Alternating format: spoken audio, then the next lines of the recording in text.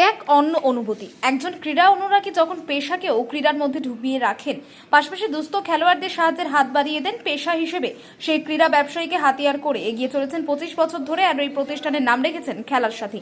এই অভিনব উদ্যোগ শুধু নয়, বর্তমান প্রজন্মকে এই মোবাইল থেকে দূরে রাখতে, মাঠমুখী করতে রানাঘাট রবীন্দ্র সরণিতে খেলার সাথী নামে একটি শোরুমের উদ্বোধন করেন খেলার সাথীর কর্ণধার অভিজিৎ সরকার। তাই এই শোরুমে খেলার যাবতীয় সরঞ্জাম যেমন পাওয়া যাবে, তেমনি বিশিষ্ট খেলোয়াড়দের উক্তি এবং বার্তা এই শোরুমে থাকবে, যাতে এই শোরুমে এসে নতুন প্রতিভা ও তাদের অভিভাবক সচেতন হয়, তাদের সন্তানদের মাঠমুখী করেন। এমন নব উদ্যোগ এদিন নদিয়া জেলায় প্রথম। নদিয়া থেকে বাবুয়া ব্যানার্জির প্রথম আলোর বার্তা।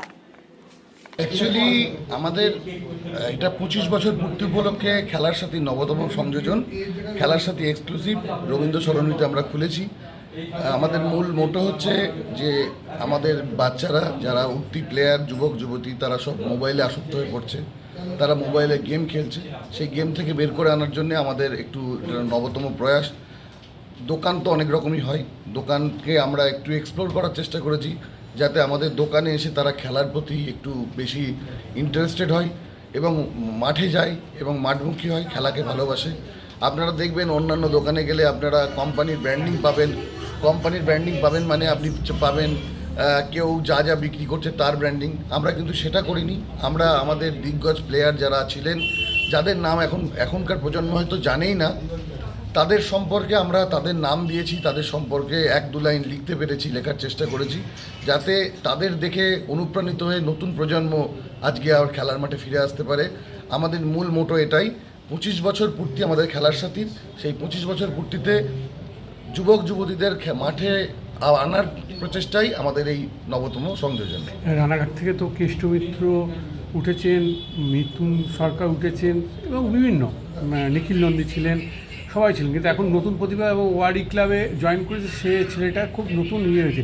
তাদের জন্য কি কোনো কিছু মোটিভেশন দেবেন? মানে একটা যে দুস্থ যদি প্লেয়ার আসে আপনার কাছে সাহায্য। আমরা কিন্তু আমাদের ব্যবসাটা অলরেডি এই স্পোর্টস গুডসের ব্যবসায় 25 বছর আমরা আছি।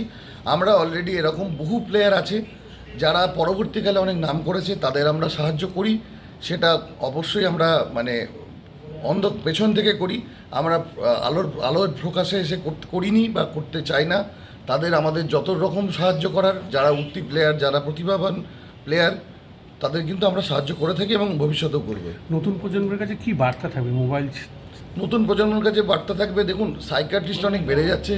সমস্ত বাচ্চারা জেদ করছে, খাচ্ছে না বলে বাবা মা মোবাইলের গেম ধরিয়ে দিচ্ছে। তাতেই কিন্তু মেন আসক্তি, তাতেই কিন্তু মোবাইলের প্রতি তাদের প্রেম ভালোবাসা বেড়ে যাচ্ছে। খেলার মাঠ থেকে তারা সরে যাচ্ছে। তারা জার্সি পরে, বিভিন্ন ক্লাবের জার্সি পরে টিভি দেখছে, কিন্তু খেলার মাঠে আসছে না। আমাদের মেন উদ্দেশ্য থাকবে, মূল উদ্দেশ্যই আমাদের এই দোকানে যারা আসবে তারা খেলার মাঠে আসুক, খেলার সরঞ্জাম কিনবে, দেখবে এবং তারা ইন্টারেস্ট পাবে। আমাদের মূল মোটোই এটা।